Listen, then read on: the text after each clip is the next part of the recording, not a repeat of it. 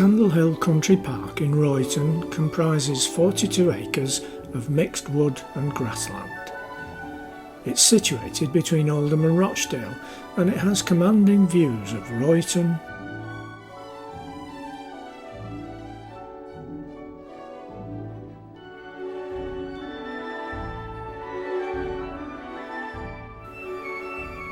Oldham,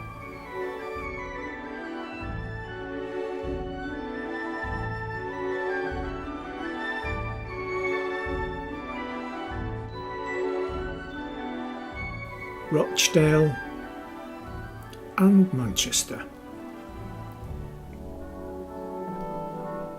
It was once a private game reserve and a favourite haunt of poachers.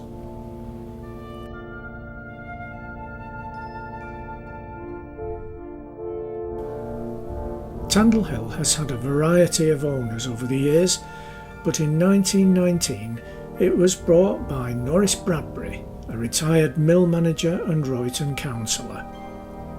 He then presented it to the people of Royton as a peace offering at the end of the First World War.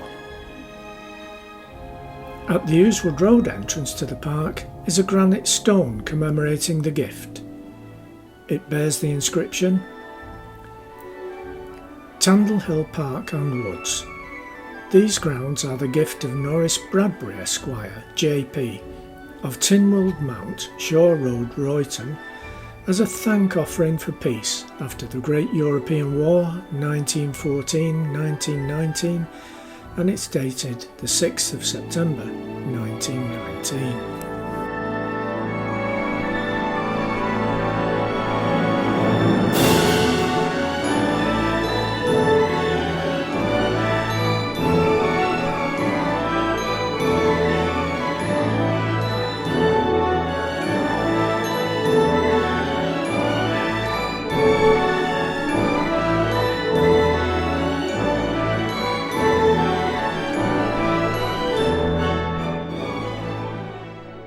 Tandle Hill was chosen to be the site of Royton's War Memorial.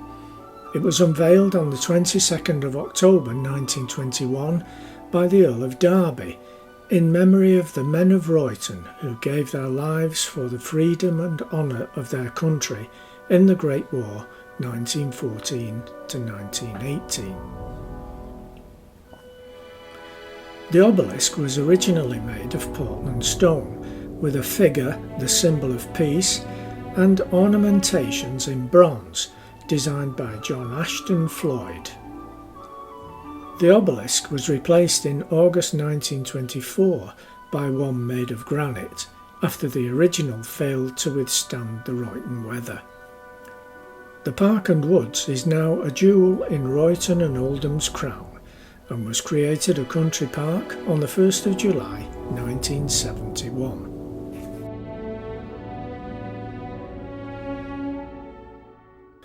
Over 100 years before Norris Bradbury's generous gift, men from Royton, Oldham and Middleton held meetings here and practised drilling as a prelude to marching to Manchester, where they met with people from all around Manchester in St Peter's Field on the 16th of August 1819.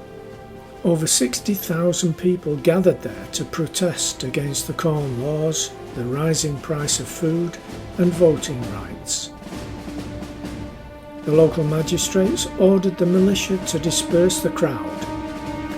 They charged into the people on horseback, wielding sabres, and subsequently killed 16 people and injured hundreds more. It became known as the Peterloo Massacre.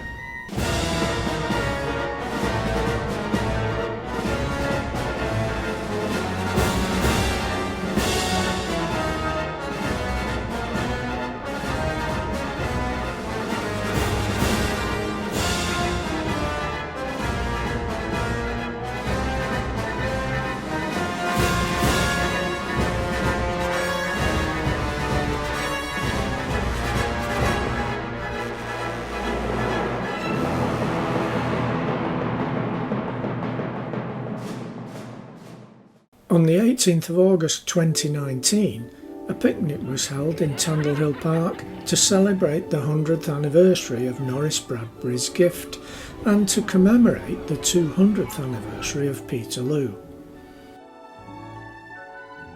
Many local community organisations took part, including Royton Town's Women's Guild,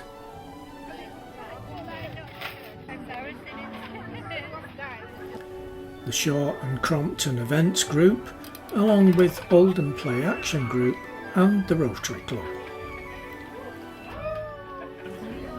Royton Local History Society played a prominent role with a display of old photographs of the park and by handing out pre-prepared leaflets describing the history of the park and the events leading up to Peterloo. More detailed books about Peterloo by Dr. Robert Poole and Graham Fithian were available.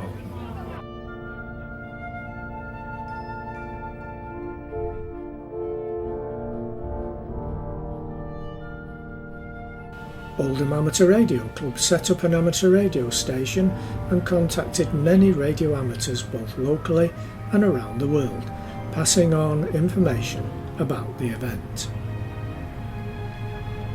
CQ, CQ, CQ, CQ. This is Golf Bravo 2 Papa Lima. Golf Bravo 2 Papa Lima.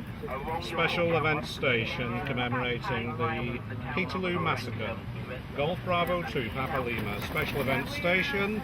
Standing by for any calls. 54255. Nice to hear you. Readings and enactments also took place. The land through which they marched was industrious countryside, close to their own homes, and these weaving districts were the real heartland of the radical movement. As this book goes to press, it said, ambitious plans are in hand to commemorate Peterloo in Manchester, but at the same time, the landscape of land, lanes and folds around Tandle Hill, through which Samuel Bamford and his fellow handloom weavers marched for reform, the most important part of the world of Peterloo still to survive, is threatened by redevelopment. It will be a bitter irony indeed if in the bicentenary year of Peterloo, the inhabitants of these officially deprived areas were to lose their historic landscape.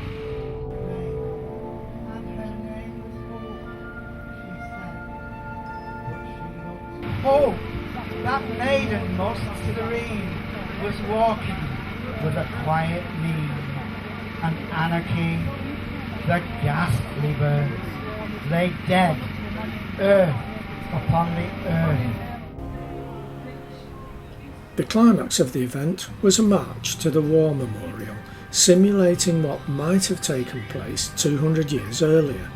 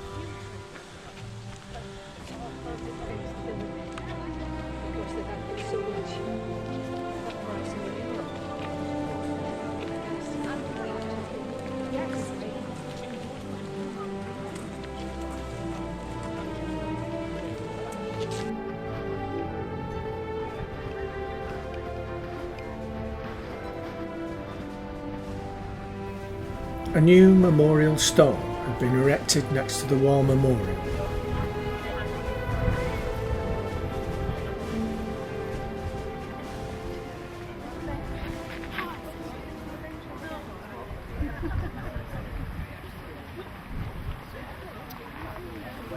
When the marchers assembled around it, the stone was unveiled by Councillor Clint Fithian and local historian Michael Higgins. Can everybody hear me? Yes. I'm the local councillor for Royton North, and it's my pleasure to unveil this plaque for the people that marched 200 years ago for rights for workers, for the whole of people of Greater Manchester and widely the UK. And I'd just like to unveil this now then. Thank you very much.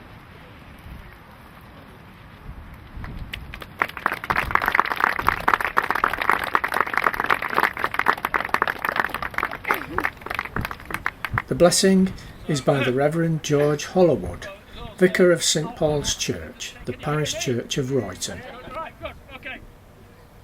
Let us pledge ourselves today to live as good neighbours, to honour the past, to care for all those who are in need, and to live at peace among ourselves and with all people. Let us pray.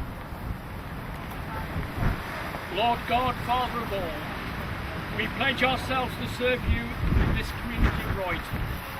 Bring relief to those who are in need, to comfort the sad, the lonely and distressed.